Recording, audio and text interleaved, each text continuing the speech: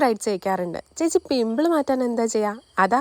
അതിങ്ങനെ അങ്ങ് കവർ ചെയ്യാനാണെങ്കിൽ ഞങ്ങൾക്ക് ഭയങ്കര എളുപ്പമാട്ടോ. ഇനി അതല്ല, അത് മേക്കപ്പ് ഇല്ലാതെ നിങ്ങളുടെ മുഖത്ത് വേണ്ടെങ്കിൽ നന്നായിട്ട് സ്കിൻ കെയർ ചെയ്യണം.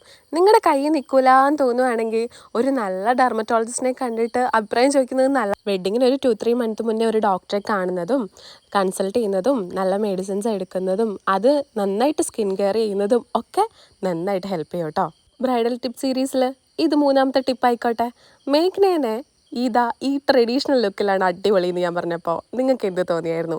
ഇപ്പം എങ്ങനെ തോന്നണു? എൻ്റെ അസംഷൻ കറക്റ്റായോ ഇല്ലയോ എന്ന് നിങ്ങൾ തന്നെ എന്നോട് പറയണേ. ഇപ്പം കോമൺ ആണല്ലേ ഈ സാരി, എന്നാലും ഭയങ്കര അട്രാക്ഷനാണ്, ഭയങ്കര ഭംഗിയാണ്. മേഘനയ്ക്കും നല്ല ഭംഗിയായിരുന്നു.